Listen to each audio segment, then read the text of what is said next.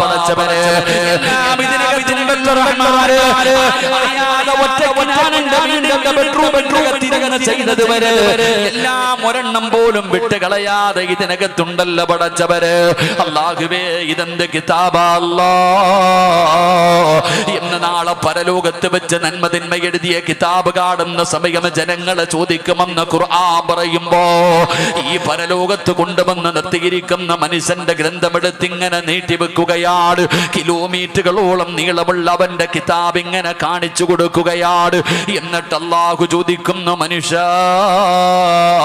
ഇത് നീ നിഷേധിക്കുന്നുണ്ടോ എന്റെ മലക്കുകൾ നിന്നോട് അക്രമം പ്രവർത്തിച്ചു എന്ന് നീ കരുതുന്നുണ്ടോ അല്ലാഹു നാളെ പരലോകത്ത് വെച്ച് ചോദിക്കുമ്പോ ആ മനുഷ്യൻ പറയുന്നു ഇല്ല അല്ലാഹ് ഒരിക്കലും ഞാൻ നിഷേധിക്കുന്നില്ല റബ്ബേ മലക്കുകൾ അക്രമം ചെയ്തിട്ടില്ല അല്ലാഹ് ഇത് മുഴുവനും ഞാൻ ചെയ്തതാണ് റബ്ബേ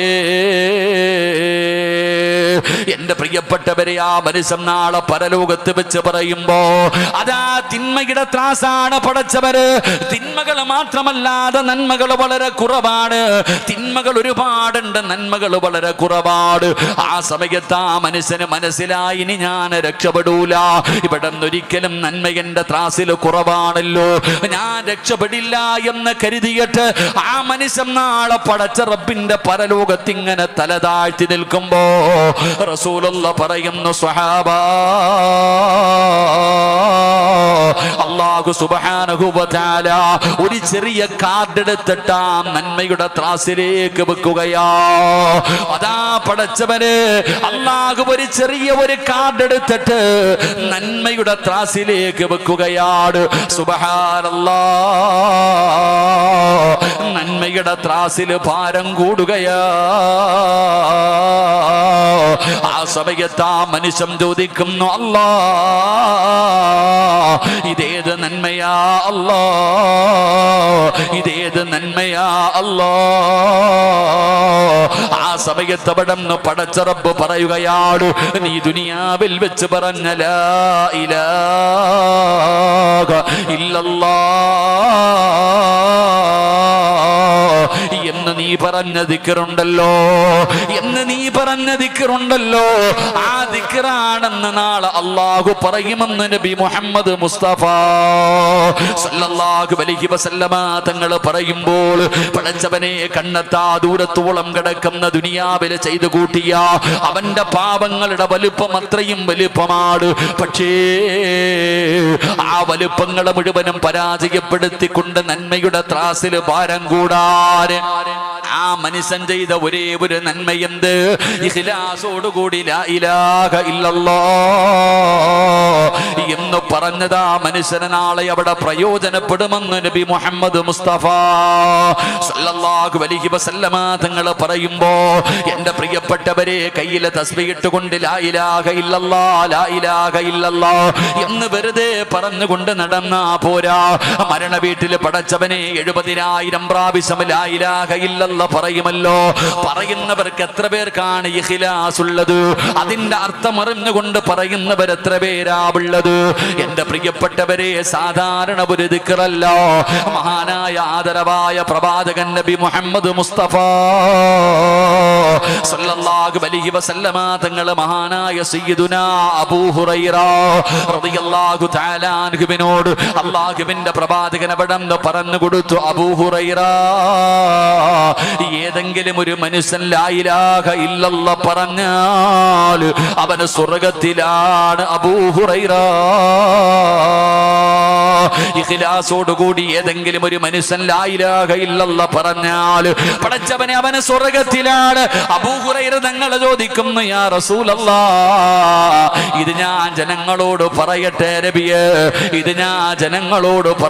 നബിയേ അല്ലാഹുവിന്റെ പ്രവാചകൻ അവിടം അനുവാദം കൊടുത്തു എന്ന് ചരിത്രം പറയുമ്പോ എന്റെ പ്രിയപ്പെട്ടവരെ ലാ ഇലാഹ ഇല്ലല്ലാഹ് എന്ന് പറയുന്ന ഓരോ ആണിനോടും പെണ്ണിനോടും പറയുകയാ അത് കേവലം ഒരു ദിക്ർ മാത്രമല്ല, അത് മീസാൻ എന്ന് പറയുന്ന ത്രാസിനെ നിറയ്ക്കുന്ന ദിക്റാ.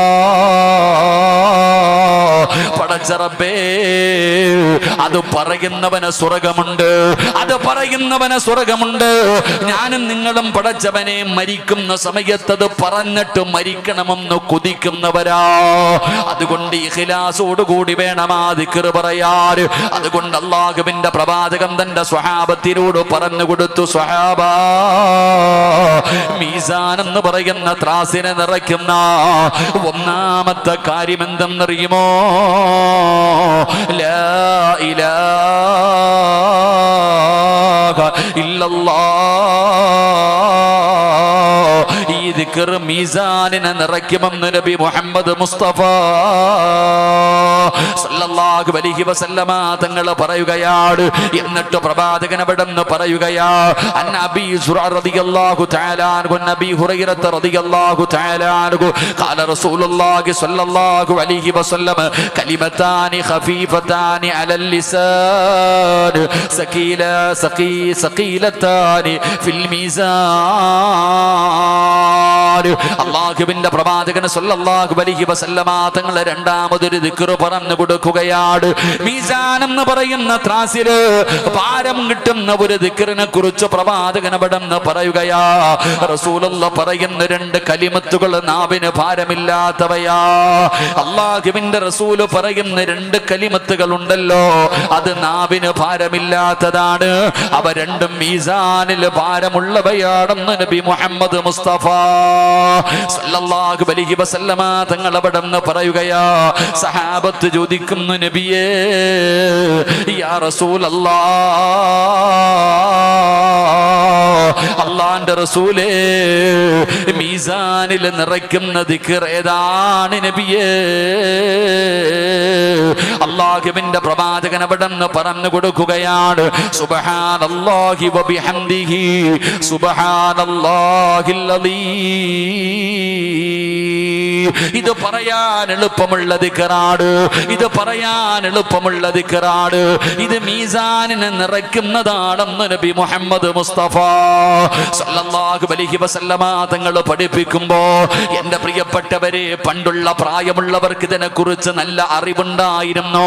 അതുകൊണ്ടാണ് പടച്ചവനെ മഗ്രിബിന്റെ ബാങ്ക് വിളിക്കുന്നതിന് മുമ്പ് അല്ലാഹുവേ പള്ളിക്കകത്തിരുന്നിട്ട് അല്ലെങ്കിൽ വീടിനകത്തിരുന്നിട്ട് മഗ്രിബിന്റെ ബാങ്ക് വിളിക്കുന്ന ഒരു 10 മിനിറ്റ് മുമ്പ് എല്ലാവരും ഒതുപെടുത്തി എഴുന്നേറ്റ് പടച്ചവനെ നിസ്കാരപ്പായിൽ വന്നിരുന്നിട്ട് സുബ്ഹാനല്ലാഹി വബിഹംദിഹി സുബ്ഹാനല്ലാഹിൽ അലീം വബിഹംദിഹി അസ്തഗ്ഫിറുല്ലാഹ്.